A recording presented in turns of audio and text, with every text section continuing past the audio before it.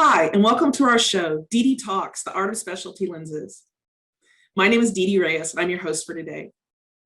During our adventure, we will discover the tips and tricks from some of the most talented and artistic contact lens professionals in the business, while introducing you to beautiful artwork in many different mediums, from paint, ink, photography, and even food.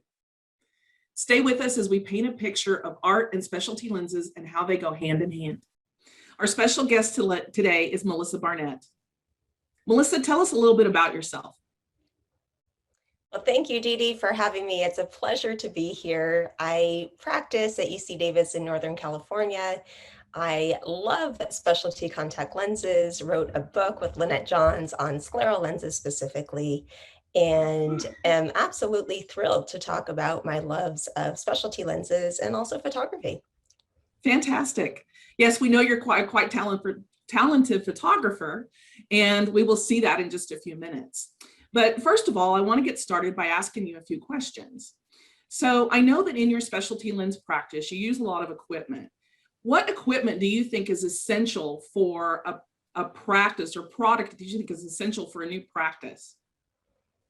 A lens and an eye, and a slit lamp is helpful too. So I always like to say, on this desert island, with your nice cocktail in your hand, you have a patient who comes in, it could be any sort of eye, and you have, say, a scleral lens.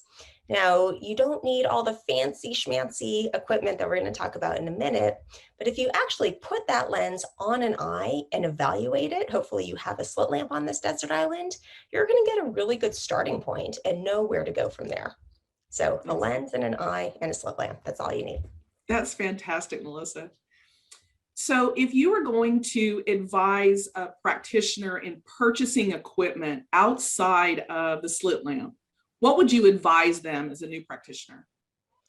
Well, there's so much incredible equipment, and it's always nice to be able to image the front of the eye. So having corneal topography or tomography. But if you're new and you don't have an infinite amount of funding to purchase this equipment, it would be great to demo some of the equipment. So at a conference, which you're starting again live, actually trying out the equipment, or talking to other practitioners who have this equipment to see if it's helpful. It's always nice to have one piece of equipment that can do multiple things. Fantastic. So do you feel that there are any new and innovative products on the market that could help grow the practice?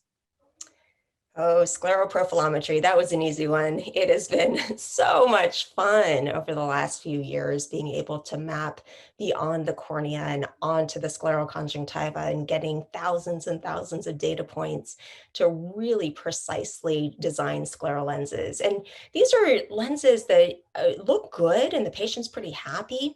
And then with this additional information, I can really customize the design so much that the patients feel like the lenses are more comfortable and their vision is even better. And it's been a blast and I'm fortunate that I have 2 out of 3 of them in my practice that I get to play with. The advantages of being in a university setting. True. Absolutely. True. What advice would you give to a new fitter that's just getting started with scleral lenses or with specialty lenses in general?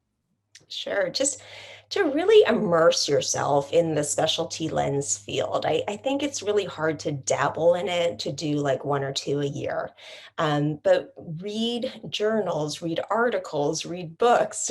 There are social media. You can join certain groups like scleral lens practitioners to really dive in to all things specialty contact lens.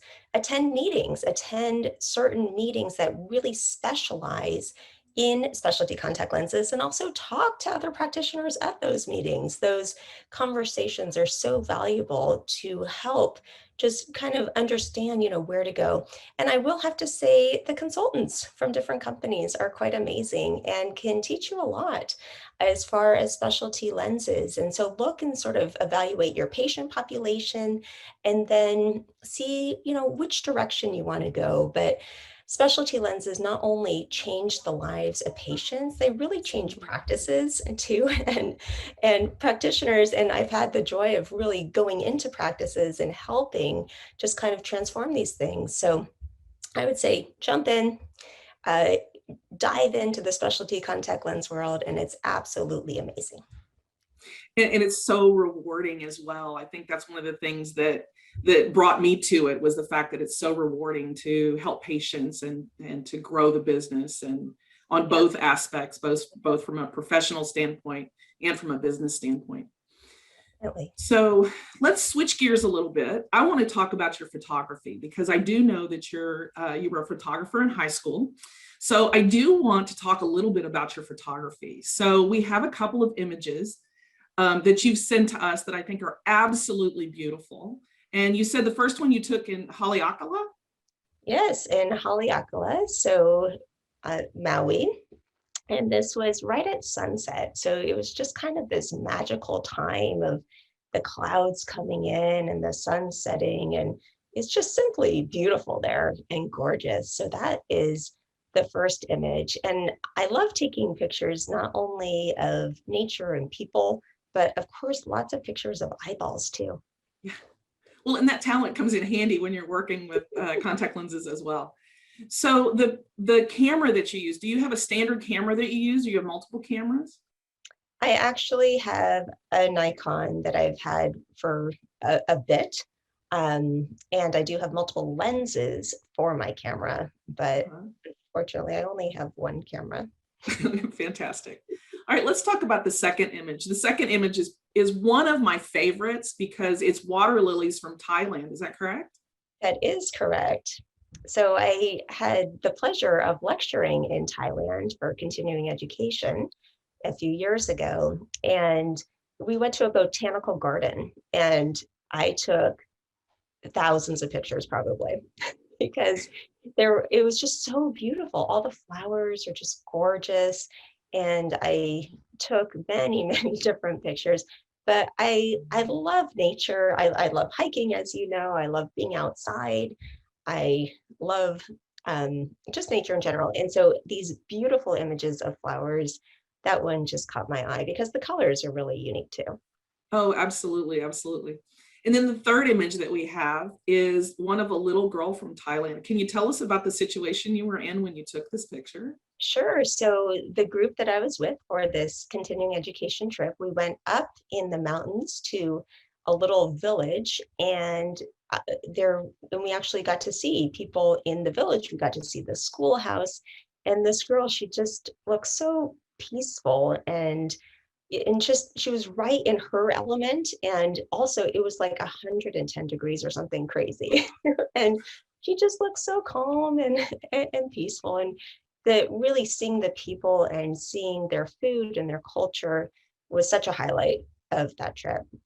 Right. Well, and being able to travel internationally gives you the advantage to see other people and how they live. And it's fantastic to be out there to be able to do that.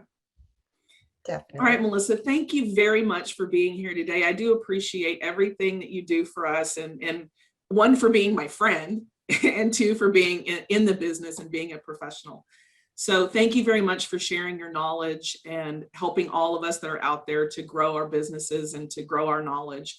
All the lectures and things that you've done have been absolutely fantastic. I do appreciate everything that you do. Well, thank you so much. This has been a pleasure, and I look forward to seeing you soon. Great. Thanks, Melissa. And also, I'd like to thank ABB and our guests for joining us today.